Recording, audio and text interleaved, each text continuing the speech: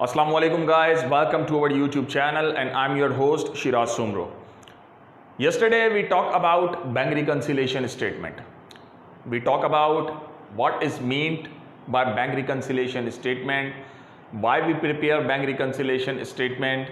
तो आज हमारा जो टॉपिक है वो बैंक रिकन्सिलेशन स्टेटमेंट का अगर क्वेश्चन आपके पास आ जाता है तो उस क्वेश्चन को हम किस तरीके से सॉल्व करते हैं उसके बारे में हम डिस्कस करेंगे।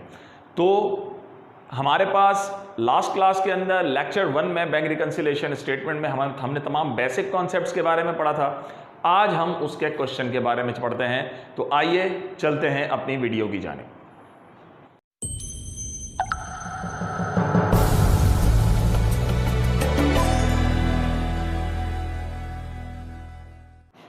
सो गाइस, ये हमारे पास एक क्वेश्चन अवेलेबल है BCom part 1 2011 regular question number 1 Shamir and company.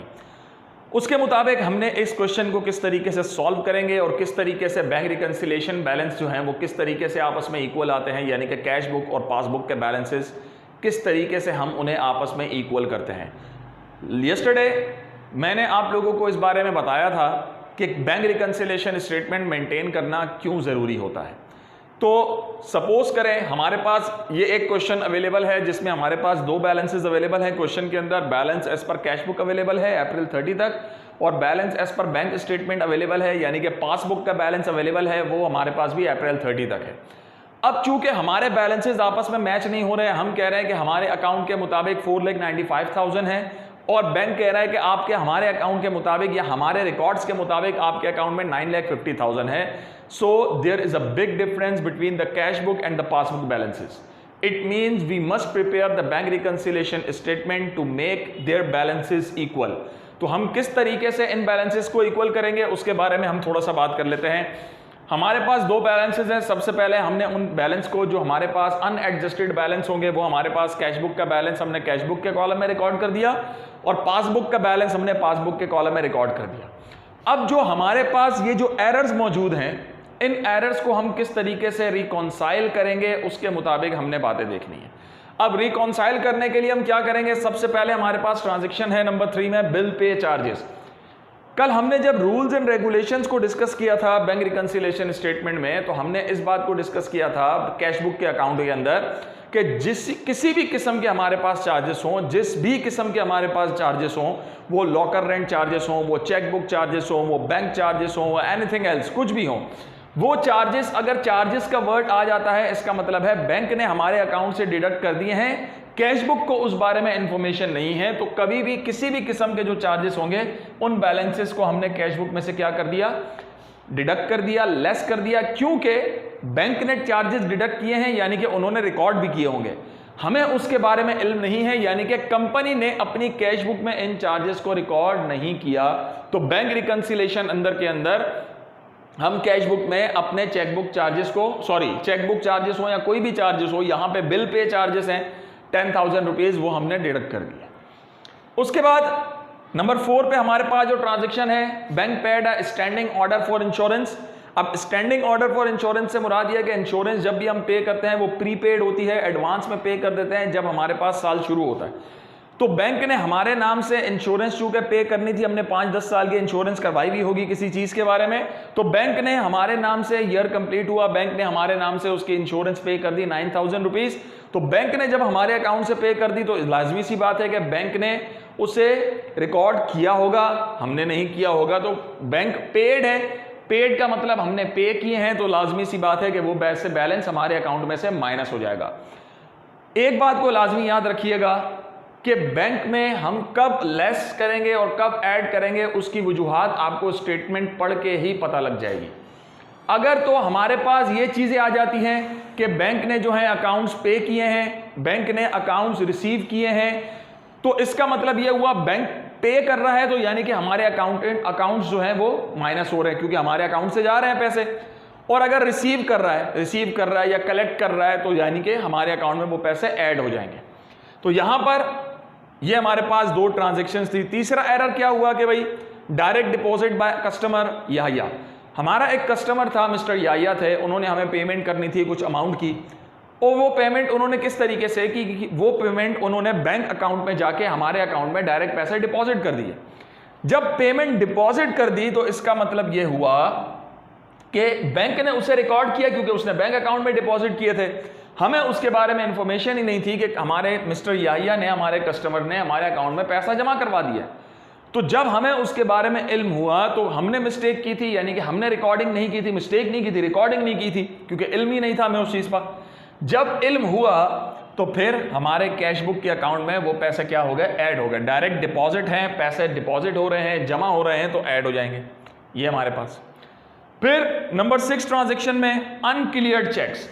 अनक्लियर्ड check से मुराद हमने बैंक में चेक डिपॉजिट किए हुए हैं, लेकिन बैंक ने अभी तक उन चेक्स को हमारे अकाउंट में डिपॉजिट नहीं किया, तो इसका मतलब चेक क्लियर नहीं है, तो ये बैंक की मिस्टेक है। तो बैंक जब उन चेक्स को क्लियर करेगा, यानी कि बैंक हमारे अकाउंट में पैसों को ऐड करेगा।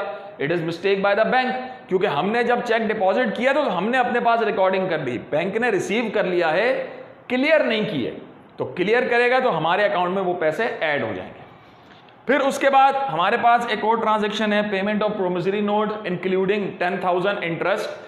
प्रोमिसरी नोट की जो बेसिक अमाउंट है वो 1 लाख रुपीज है, टोटल अमाउंट जो है, और बेसिक अमाउंट जो हमने एक्चुअल प्रोमिसरी नोट पे करना था वो 90,000 का था क्वेश्चन के अंदर, और 10,000 उसमें इंटरेस्ट इंक्लूड था, तो टोटल 1 लाख हो गए। तो यानी कि 90,000 का प्रोमिसरी नोट है और 10,000 उसके ऊपर इंटरेस्ट शामिल है, तो टोटल वैल्यू हमारे पास क्या हो गई, 1 लाख। लेकिन जब हम इसकी जर्नल एंट्रीज पास करेंगे, जो एक्चुअल हमारे इस क्वेश्चन की जो रिक्वायरमेंट है, मैं इस क्वेश्चन करवाने के बाद पार्ट नंबर 3 में हमारे बैंक रिकंसिलेशन में मैं आपको एंट्रीज पास करना सिखाऊंगा कि हम एंट्रीज को किस तरीके से रिकॉर्ड करते हैं बैंक रिकंसिलेशन की। तो जब हम एंट्रीज रिकॉर्ड करेंगे तब हम यहां पर इंटरेस्ट को भी अलग चार्ज करेंगे और प्रोमिसरी नोट की जो एक्चुअल वैल्यू है उसे अलग रिकॉर्ड करेंगे। तो लेकिन जब बैंक रिकंसिलेशन स्टेटमेंट बना रहे होते हैं तो टोटल वैल्यू हमारी है 1 लाख, चूंकि प्रोमिसरी नोट है, पेड करना है, तो जाहिर सी बात है हमारी लायबिलिटी थी, अब हमने पे कर दी तो पैसे बैंक से माइनस हो गए। जब उसकी वो मैच्योरिटी तक पहुंच गया, लायबिलिटी उसकी खत्म हो गई, तो बैंक ने पे कर दिया, लायबिलिटी खत्म, तो हमारे पास से वो पैसे कैश बुक में से माइनस हो जाएंगे। फिर उसके बाद डिविडेंड इनकम है। डिविडेंड इनकम, चूंकि इनकम है हमारी, बैंक कलेक्ट कर रहा है उसको, डिविडेंड कलेक्शन बाय बैंक, तो बैंक इनकम, जब बैंक हमारे नाम से इनकम को कलेक्ट कर रहा है तो जाहिर सी बात है वो पैसे हमारी कैश बुक में ऐड हो जाएंगे, क्योंकि कलेक्ट का वर्ड आ रहा है। उसके बाद हमारे पास है amount error by company. Company ने अमाउंट एरर किया है, एक कस्टमर थे हमारे, सप्लायर थे सॉरी, उनको हमने पेमेंट करनी थी 12,000, हमने पेमेंट 12,000 ही की है उनको, लेकिन बैंक ने जब पेमेंट की 12,000 माइनस करने के बजाय अपनी कैश बुक के रिकॉर्ड के अंदर वो बैलेंसेस 21,000 माइनस कर दिए, यानी कि यहां पे वैल्यू ज्यादा डिडक्ट हो गई है। तो हमने उस बैलेंस को इक्वल करने के लिए हमने उसे एडजस्ट करना है, क्योंकि अकाउंटिंग के अंदर जब आप किसी चीज को एक मर्तबा रिकॉर्ड कर देते हैं तो आप ऐसा नहीं कर सकते कि रिमूवर उठाया या इरेजर उठाया या कोई भी चीज उठाई, वाइटो किया और उसके ऊपर 21 के बजाय 12,000 लिख दिए, नहीं, आपने उस चीज को दोबारा से एडजस्ट करना होता है एक नई एंट्री पास करके। तो हम इसकी एंट्री जब जर्नल में पास करेंगे तब देखेंगे, लेकिन यहां पे हमारे बैंक रिकंसिलेशन स्टेटमेंट के अंदर इसकी कंडीशंस क्या हुई कि 12,000 रिकॉर्ड करना था, यानी कि डिडक्ट करने थे, लेकिन हमने डिडक्ट कर दिए 21,000 रुपीज। तो ये जो 21,000 रुपीज हमने 9,000 एक्स्ट्रा डिडक्ट कर दिए थे, अब हमने उसको एडजस्ट करने के लिए क्या कर दिया, यहां पे 9,000 हमने ऐड कर दिए। तो जब हमने अमाउंट एरर को, क्योंकि ये कंपनी ने एरर किया था, अमाउंट एरर बाय कंपनी लिखा, 9,000 ऐड कर दिए, तो ये बैलेंस एडजस्ट हो गया, 12,000 तक आ गया। फिर अनप्रेजेंटेड चेक्स, कुछ ऐसे चेक्स थे जो अनप्रेजेंटेड थे, यानी कि हमने चेक इशू कर दिए, लेकिन हमारे चेक इशू करने के बावजूद वो पार्टी जिस सप्लायर को हमने चेक इशू किया था वो पेमेंट लेने के लिए अभी तक बैंक में नहीं पहुंचा। जब वो बैंक में पहुंचेगा तब ही बैंक उस चीज को जो है वो माइनस करेगा, डिडक्ट करेगा। तो उस सिचुएशन के अंदर हमारी क्या हुई कि बैंक ने कहा जब पेमेंट आएगी तो मैं पे कर दूंगा, लेकिन चूंकि हमने बैलेंसेस को इस वक्त एडजस्ट करना होता है तो अनप्रेजेंटेड चेक्स बैंक में से क्या हो गया, माइनस हो गया, क्योंकि हमने तो इशू कर दिए थे, तो हमने तो माइनस कर दिया, कंपनी ने माइनस कर दिया उन चीजों को, बैंक ने माइनस नहीं किया, तो बैंक इस चीज को अपने पास से डिडक्ट कर देगा, अनप्रेजेंटेड चेक्स। फिर उसके बाद ट्रांजैक्शन चार्जेस हैं, just like bill pay charges, charges किसी भी किस्म के होते हैं, बैंक माइनस कर रहा है हमारे अकाउंट में से, तो फिर हम कैश बुक की मिस्टेक है, कैश बुक ने रिकॉर्ड नहीं किया, वो माइनस कर देंगे 15,000 रुपीज। उसके बाद हमारे पास 12 एंट्री में 2 ट्रांजेक्शन हैं, ज़कात डिडक्टेड ₹40,000 एंड मार्कअप क्रेडिटेड ₹60,000। हमने कल इस डेबिट और क्रेडिट के बारे में बात की थी, उसके बारे में फिर बात करता हूं। अब ज़कात डिडक्ट की है, यानी कि हमारे अकाउंट से ज़कात निकाली गई है, तो बैंक ने हमारे अकाउंट से ज़कात के 40,000 रुपीज डिडक्ट कर दिए, तो जाहिर सी बात है हमने रिकॉर्डिंग नहीं की, तो हमने कैश बुक में से 40,000 रुपीज डिडक्ट कर दिए, माइनस कर दिए। मार्कअप क्रेडिटेड, कल हमने इसके बारे में हमारे लेक्चर 1 के अंदर हमने ये डिस्कस किया है बैंक रिकंसिलिएशन के, कि मार्कअप को क्रेडिट क्यों किया। देखिए मार्कअप क्रेडिट हुआ, इसका मतलब यह है कि मार्कअप गिवन बाय बैंक ने हमें मार्कअप इंटरेस्ट जो है वो दिया है। अब जब बैंक किसी चीज को क्रेडिट करता है तो इसका मतलब है वो हमारे अकाउंट में डेबिट हो रही होगी, हमारी ट्रांजैक्शंस के अंदर बैंक क्रेडिट करता है तो वो उसकी लायबिलिटी है, हमारे पास पैसा इंक्रीज हो रहा है, वो हमने एंट्री की थी कैश डेबिट और एस कंपनी को क्रेडिट किया था, तो वो ट्रांजैक्शन इस सिचुएशन के अंदर जब मार्कअप क्रेडिट किया तो हमारे पास वो मार्कअप प्लस हो गया, 60,000 रुपीज हमने मार्कअप को ऐड कर दिया क्योंकि हमारी इनकम है। फिर ड्राइंग, शामिर साहब ने ड्राइंग की है, पर्सनल यूज के लिए पैसे विड्रॉ किए हैं ट्रांजैक्शन नंबर 13 के अंदर, लेकिन वो इन्होंने रिकॉर्ड नहीं किए, भूल गए रिकॉर्ड करना, तो ड्राइंग जो है चूंकि पैसे जा रहे हैं विड्रॉ कर रहे हैं तो 20,000 रुपीज माइनस हो गए। एंड एट लास्ट 7 में हमारी रेंट इनकम हुई है, हमने कोई जगह रेंट पे दी हुई होगी, उसके जरिए से हमारी अदर इनकम्स हुई, तो उस रेंट को 40,000 को चूंकि इनकम है तो हमने 40,000 रुपीज ऐड कर दिए। तो जब हमने इन दोनों बैलेंसेस को प्लस माइनस किया तो दोनों का बैलेंसेस एडजस्ट हो गया, 7 लाख जो पहले बैंक का 950 और कैश बुक का 4,95,000 आ रहा था। तो हमने इस तरीके से इन दोनों चीजों को 700,000 जो है हमारे पास कैश बुक का बैलेंस भी हो गया और 700,000 हमारे पास बैंक स्टेटमेंट का बैलेंस भी हो गया, यानी कि पासबुक का बैलेंस हो गया। So this is our today's question and this is our today's topic. Tomorrow we will make the journal entries in journal of Shamir and Company according to bank reconciliation statement, that how we will make journal of Shamir and Company। तो हम ये कल देखेंगे तीसरे lecture के अंदर हमारे bank reconciliation में कि किस तरीके से हमारे पास जर्नल एंट्रीज मेंटेन करती हैं।